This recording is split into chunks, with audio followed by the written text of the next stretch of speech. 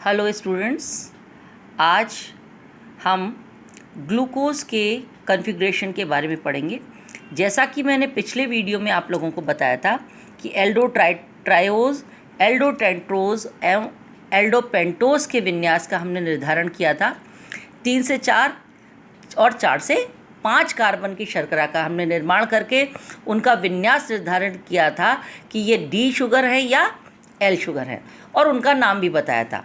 पर चूँकि पिछला लेक्चर एल्डोपेंटोज पर के साथ साथ एल्डोहेक्सोज के साथ भी हमने थोड़ा बहुत पढ़ लिया था। अगर हम पिछला देखें, अपने नोट्स को देखना कि अब उस एल्डोहेक्सोज के बारे में भी जब हम पढ़ चुके थे तो ये देखा था कि 4 एल्डोपेंटोज जिनका नाम था राइबोज, एरिबिनोज, जाइलोज और लाइक्सोज, इनमें से इन चारों को जब हमने इनका एल्डोहेक्सोज बनाया तो राइबोज से एलोज एल्ट्रोज, एरिबिनोज से ग्लूकोज मैनोज, जाइलोज से ग्यूलोज आयोडोज और लाइक्सोज से गैलेक्टोज और टेलोज हमें प्राप्त हुआ था।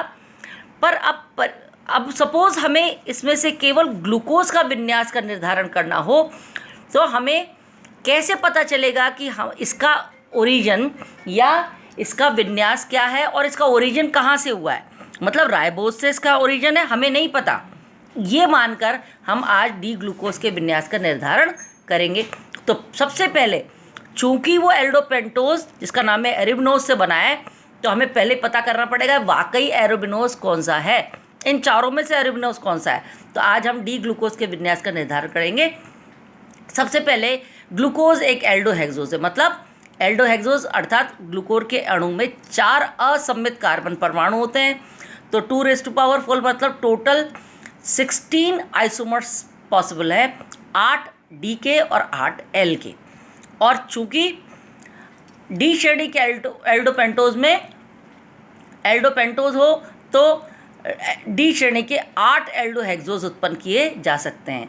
पर प्रॉब्लम क्या है, हमें ये पता करना है कि इन 4 एल्डोपेंटोज से जो 8 डी एल्डोहेक्सोज मिलते हैं उसमें कौन सा ग्लूकोज है, ये हमें पता करना है। तो हम इनडायरेक्ट वे में इसको कैसे पता करेंगे, हमें एक आइडिया है कि डी एरिबिनोज जो है वो ग्लूकोज और डी मैनोज का मिश्रण देता है, यानी डी ग्लूकोज और मैनोज एक जैसे हैं। अंतर क्या है, वो कार्बन नंबर 2 पर विन्यास में भिन्नता रखते हैं। मतलब ग्लूकोज में जैसे HOH है कार्बन नंबर 2 पर मैनोज में ये OH और H के रूप में पाया जाता है। तो इस बात को ध्यान में रखते हुए हम ये मानते हैं कि अगर कोई कंपाउंड एरिबिनोज है तो वो दोनों का मिश्रण देगा, डी ग्लूकोज का और मैनोज का। अब प्रश्न ये उठता है डी एरिबिनोज कौन सा होगा, यानी कि जो कि 1,2 का युग्म देगा, यानी कि एलोज एल्ट्रोज देगा, या ग्लूकोज मैनोज देगा, ग्यूलोज आयोडोज देगा, या 7-8 गैलेक्टोज और टेलोज देगा। तो अब प्रदर्शित करना, हमें ये पता करना है कि इनमें से कौन सा एल्डोपेंटोज एरिबिनोज है। ठीक है, इन चारों एल्डोपेंटोज में से कौन सा है तो जो कि ग्लूकोज और मैनोज में बदलता है। तो इसके लिए हमने देखा अगर वास्तव में कोई कंपाउंड एरिबिनोज है तो उसका जब हम HNO3 के द्वारा ऑक्सीकरण करेंगे तो वो हमेशा ऑप्टिकली एक्टिव एल्डोरिक एसिड में बदलता है। ये एक फैक्ट है। वास्तविक अगर एरिबिनोज होगा तो हम क्या करेंगे, राइबोज, एरिबिनोज, जाइलोज और लाइक्सोज इन चारों का ऑक्सीडेशन कराएंगे कंसंट्रेटेड HNO3 के साथ।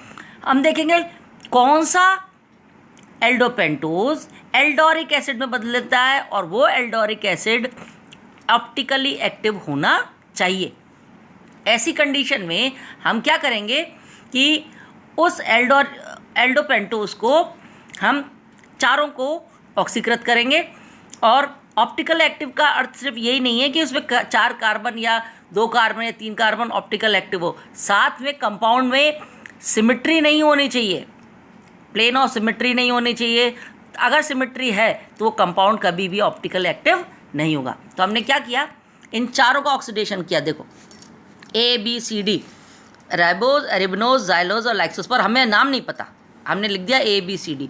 सबको ऑक्सीडेशन किया तो हमने देखा पहला वाला कंपाउंड जो एल्डोरिक एसिड में बदला उसमें प्लेन ऑफ सिमेट्री यानी कंपाउंड को बीच में से काटें तो हाफ पोर्शन और ये वाला पोर्शन दोनों सेम है, इसलिए ये ध्रुवण अघूर्णक मतलब ऑप्टिकली इनएक्टिव है, क्योंकि इसमें प्लेन ऑफ सिमेट्री पाई जाती है। दूसरा कंपाउंड ये ध्रुवण गुणक है, क्योंकि इसमें कोई प्लेन ऑफ सिमेट्री नहीं है। तीसरा ये इसमें भी प्लेन ऑफ सिमेट्री है, क्योंकि ऊपर का पोर्शन और नीचे का पोर्शन बिल्कुल आधा आधा, अगर बीच में से लाइन खींच दें तो दोनों की सिमेट्री दिखाई देती है। चौथा वाला भी ध्रुवण गुणक है, क्योंकि इसमें ये कोई सिमेट्री नहीं है, अर्थात बी और डी, यानी कि ये एरेबिनोज हो सकते हैं, क्योंकि ये एल्डोरिक एसिड है। और एल्डोरिक एसिड जो है इसको थोड़ा सा, जिसमें मैंने पहले लिखा है ध्रुवण गुणक एल्डोरिक एसिड हो सकता है, CH2OH लिख दिया मैंने, COH समझना बेटा, इसको ये गलती से लिख दिया।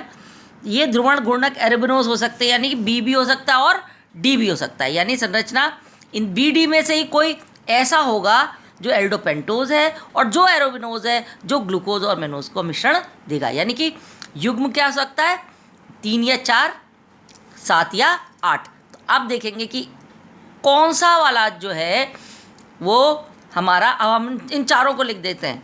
डी एरोबिनोज से मिला ग्लूकोज मेनोज, तो हमने लिख दिया 3 और 4। लाइक्सोज से मिला डी गैलेक्टोज टेलोज, तो हमने लिख दिया 7 और 8। ये 4 आप पिछले आप देखना लेक्चर के अंदर, उस पेपर को सामने रख के देखना इसको।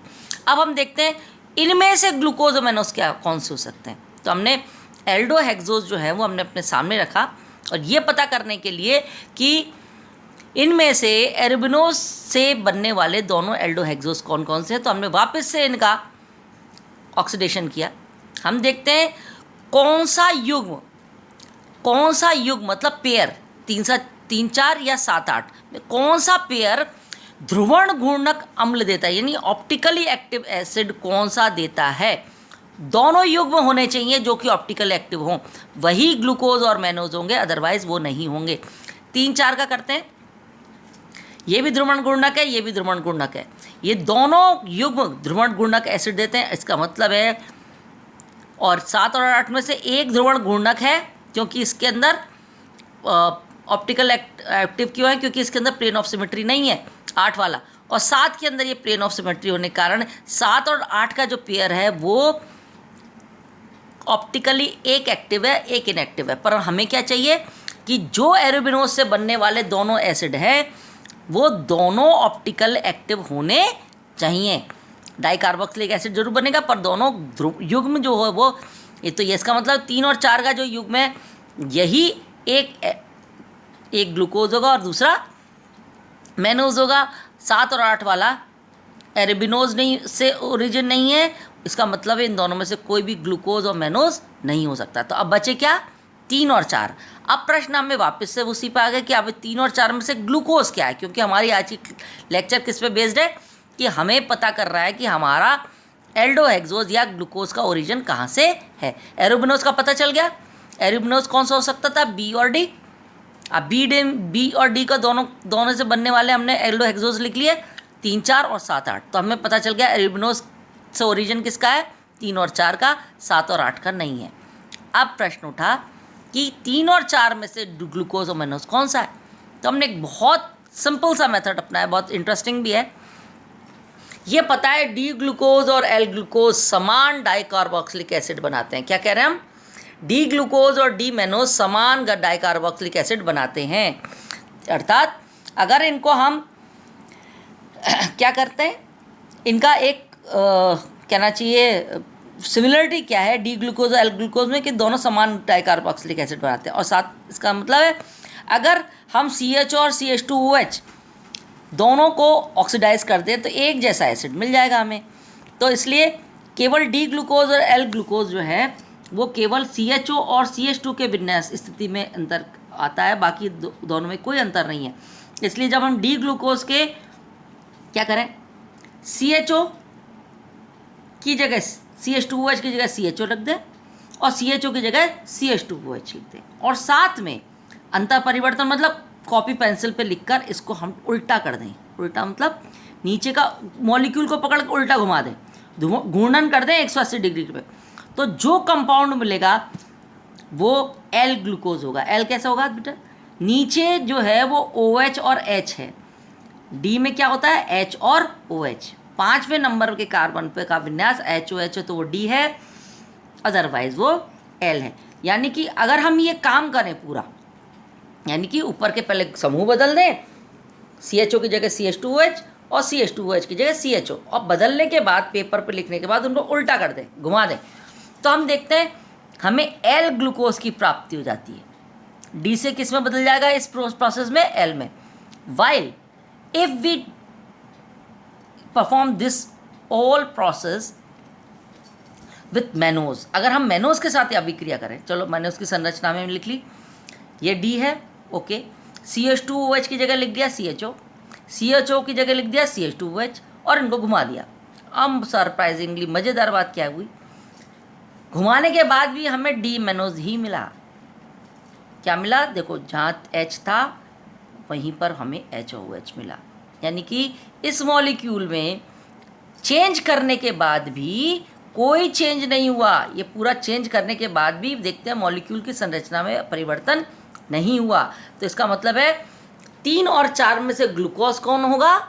जो D से L में बदल जाए उसको बोलेंगे हम ग्लूकोज, और जिसमें कोई चेंज नहीं हो उसको हम बोलेंगे मैनोज। तो इसका मतलब इस पूरी प्रक्रिया में हमने पता किया कि 3 और 4 युग में से ग्लूकोज कौन सा है, जो कि ये अंतर परिवर्तन करने के बाद 180 डिग्री पर घुमाने के बाद अगर वो L में बदलता है, यानी उसका कॉन्फ़िगरेशन L बदल जाता है D से L में, तब तो वो ग्लूकोज होगा।